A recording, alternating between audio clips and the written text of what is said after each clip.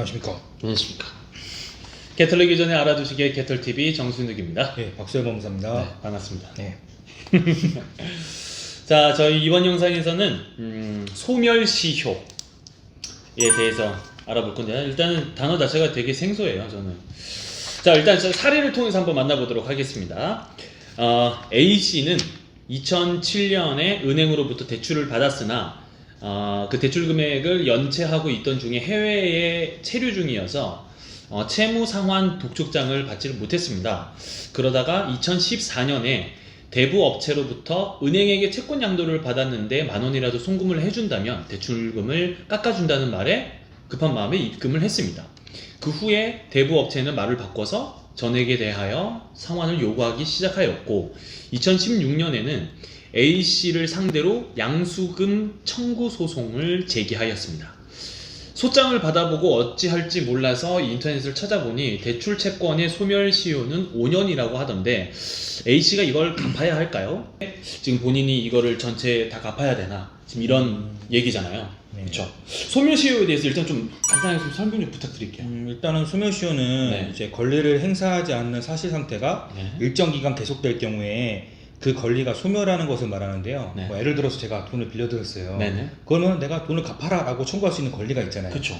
근데 이런 권리 자체를 일정 기간 행사하지 않으면 네. 더 이상은 제가 돈을 갚아라 라고 청구할 수 있는 권리가 없어지는 거예요.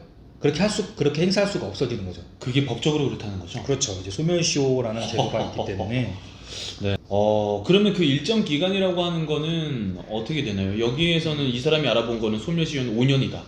뭐 이렇게 이제 뭐 개인과 개인 간에 네네. 이제 돈을 주고받고 이런 경우에는 이제 민사 채권 채무라고 해요. 네네. 이런 경우에는 소멸시효가 이제 10년이 적용이 되고요. 네. 이 사례와 같이 이제 은행에서부터 돈을 대출금 채권 채무 같은 경우에는 네. 상사 채권이라고 하는데요. 상사 채권이요? 예, 네, 뭐 상사 소멸시효가 적용이 돼서 이제 5년이 적용이 됩니다. 네. 예, 물론 이제 모든 상사 채권이라고 해서 5년이 적용되는 건 아니고요. 네네네. 이제 뭐 민법에서 이제 뭐 단기 소멸시효라고 해서 뭐 3년이나 뭐 1년짜리 소멸시효가 적용되는 채권들도 있어요. 이제 그런 점에는 이제 개별적인 거니까 이제 유의를 하셔야 될 것 같아요. 그런데 지금 대부업체 측에서는 지금 돈을 갚으라 라고 하고 있고 이 사람이 일단 급해서 10,000원을 입금을 했는데 소멸시효 5년이라는 거 알고 내가 갚아야 되나 이런 상황인데 네. 그 지금 보면은 5년이라고 하는 시간이 지났는데도 이 사람이 변제를 해야 될 의무가 있나요? 이제 통상적인 경우에는 이제 뭐 소멸시효가 완성이 됐다면 네네. 이제 변제할 의무는 없고 상대방도 이제 그 변제해라라고 청구할 수 있는 권리도 없는 거죠. 네네. 근데 이제 예외가 있다면 네. 소멸시효가 완성된 후에도 네네. 이제 채무자는 소멸시효 이익을 포기하고 네. 이제 변제를 할 수가 있어요. 이제 이게 문제가 뭐냐면 나 돈 갚을게 뭐 이런 얘기죠. 그렇죠. 네. 이제 근데 뭐 그런 경우는 뭐 극히 드물고 그렇겠죠. 네. 이제 뭐 생각 안 하고 이제 그냥 내가 변제할 거 있으니까 변제를 하게 되는 거죠. 네. 소멸시효라는 존재 자체를 이제 모르는 모르는 분들도 많으니까. 이제 대법원에서 어떻게 보고 있냐면 네. 소멸시효가 완성된 채권을 네. 채무자가 일부라도 변제하게 되면 소멸시효 이익을 포기한 걸로 봐요. 그리고 그때부터 소멸시효가 다시 진행하는 걸로 보고 있거든요, 대법원이. 그러면 지금 이분 같은 경우에는 5년이 지나고 난 후에도 대법원 측에서 10,000원이라도 입금해라 라고 해서 입금을 했는데 그러면은 대법원에서 만약에 판결을 하게 된다면 네. 이 사람 너 10,000원이라도 입금했지 않냐? 그렇죠. 일부라도 변제. 그러니까 너는 그 일부라도 변제를 했으니 너는 소멸시효 이익에 대해서 포기를 한다라고 판결을 할 수도 있다는 거네요. 그렇죠. 제가 봤을 때는 이 사례 같은 경우에는 네네. 이제 소멸시효가 완성된 채권을 네.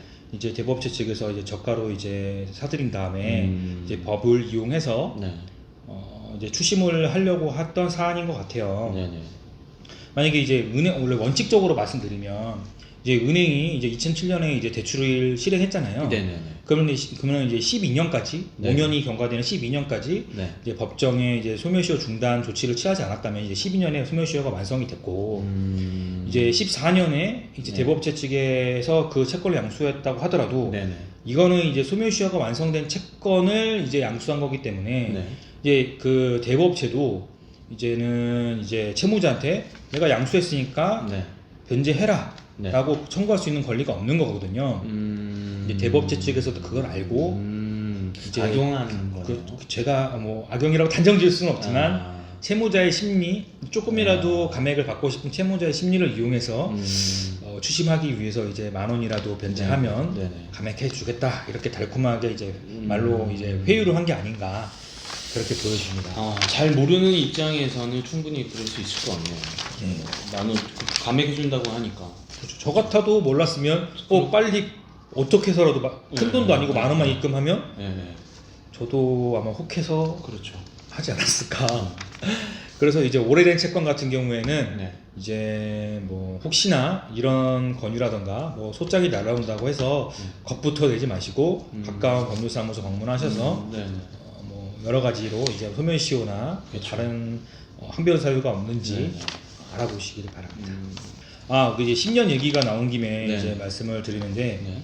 이제 판결이 이제 제가 이제 돈을 받을 게 있어요. 네네. 이제 그 소송을 하게 되면은 판결이 확정된 때부터 승소하게 되면은 판결이 확정된 때부터 소멸시효가 10년이 돼요. 다시 진행이 돼요. 네네. 그런데 이제 5년짜리 소멸시효 채권도 있었을 거 아니에요. 네네네. 그럼 판결이 확정될 때부터 다시 5년이 가냐? 네. 그게 아니고 이제 단기 소멸시효에 해당하는 채권이더라도 판결이 확정이 되면 그 다음 날부터 이제 10년의 소멸시효가 적용이 돼서 다시 처음부터 진행하게 되는 거죠. 그러면 그게 은행이든 뭐 단기든 아니면 개인 간이든 그렇죠. 상관없이 그렇죠. 판결 이후엔 무조건 10년인 거죠. 그렇죠. 뭐 그거보다 장기였던 게 10년으로 줄지는 않겠지만 네네네네. 이제 단기였던 것들은 그렇지 않으면은 이제 뭐 1년짜리 소멸시효 채권 같은 경우에는 1년에 한 번씩 소멸시효 연장을 위해서 계속해서 그러네요. 소송을 걸어야 하는 문제점이 그러네요. 발생하거든요. 그런 불편함이 있을 수 있겠구나. 그렇죠. 혹시 또 뭐 추가적으로 말씀해 주실 거 있으실까요? 이제 소멸시효 같은 경우에는 네네. 한 번 연장했다고 끝나는 게 아니라요. 네. 예를 들어서 이제 10년짜리 채권을 연장을 해서 네. 2020년 5월에 완성이 된다. 네. 그렇게 되면 2020년 4월쯤에 소멸시효 연장을 위한 이제 확정 판결을 하나 더 받아두시는 게 좋고요. 그러면 이제 확정이 만약에 2020년 7월에 확정이 됐다. 네. 그러면은 이 채권은 2030년 7월까지 다시 연장이 되거든요. 네네. 그때까지 이 채권을 못 받았다. 네. 이러면 또 2030년 6월쯤에 이제 소송을 해서 소멸시효 연장을 시켜줄 수가 있습니다. 그런 조치를 취하셔야 돼요. 그게 뭐 처음에 이제 최초에 그 소멸시효라고 하는 기간이 나왔을 때 5년이든 뭐 단기든 10년이든 그 이후에 다시 또 10년으로 연장을 했다고 하더라도 이게 좀 기억해내기도 쉽지 않고 오랜 기간 동안 지금 내가 변제를 받지 못했는데 그렇죠. 10년을 연장을 한다고 해도 물론 진짜 이렇게 더 좀 이렇게 독한 마음으로 받아야겠다는 생각에 계속 소멸시효 연장을 해야겠지만 자, 저희가 이번 영상에서는 소멸시효 관련해서 좀 알아봤습니다. 혹시라도 궁금하신 사항이 있으면 지금 보시는 분들 중에서 채권자도 있을 수 있고 채무자도 있을 수 있으니까 궁금하신 거 있으시면 언제든지 댓글에 물어봐 주시면 저희가 친절하게 답변을 해드리겠고요. 이거 간단하게 정리하면 지금 사례에서는 중간에 10,000원을 냈기 때문에 변제를 해야 될 가능성이 있다. 그렇게 그렇게 판단될 가능성, 그러니까 법원에서 그렇게 판단할 가능성이 높습니다. 그렇죠.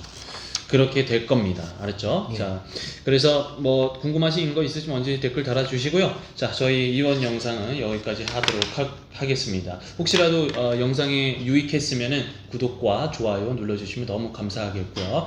자, 개 털리기 전에 알아두시게 진행을 맡았던 정순욱이었습니다. 박수혜 감사합니다. 네, 감사합니다.